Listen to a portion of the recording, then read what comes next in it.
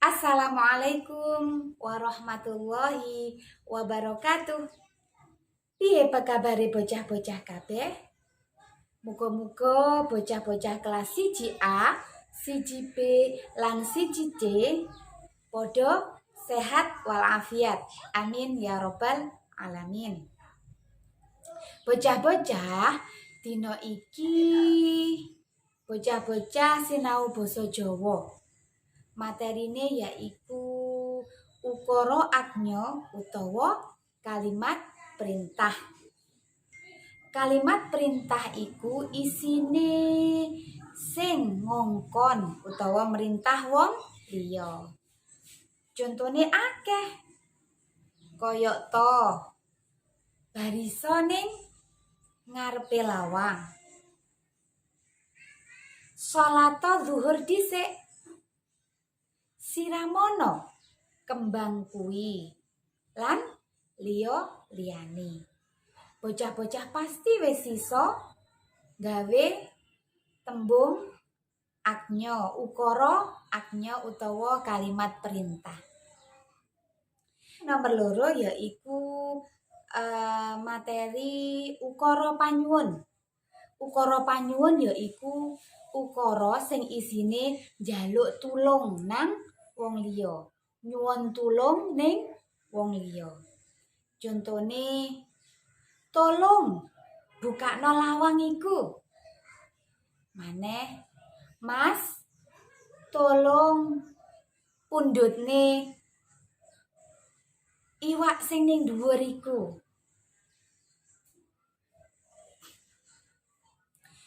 Kula nyuwun tulung di silihi potlot utawa penghapus.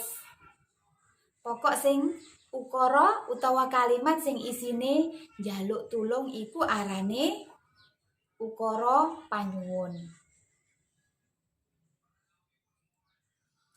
Bocah-bocah pasti wis biasa gawe ukara perintah karo ukara panyuwun.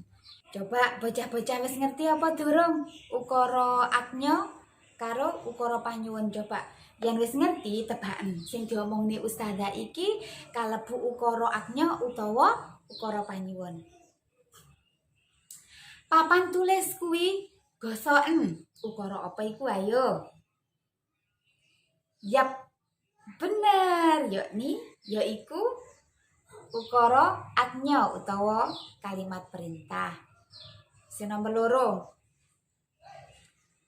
Nyuwun tulung aku pundhutne roti ning dhuwure mejaku. Ukara napa niku? Nggih leres. Yaiku ukara panyuwun atau kalimat minta tolong.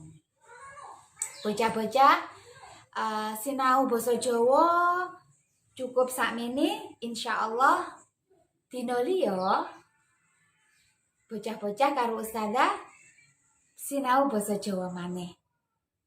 Sadurunge ustazah akhiri, ojo lali salat 5 waktu, rajin ngresiki tangan, yen metu omah ojo lali gawe masker. Ojo metu yen ora penting nggih.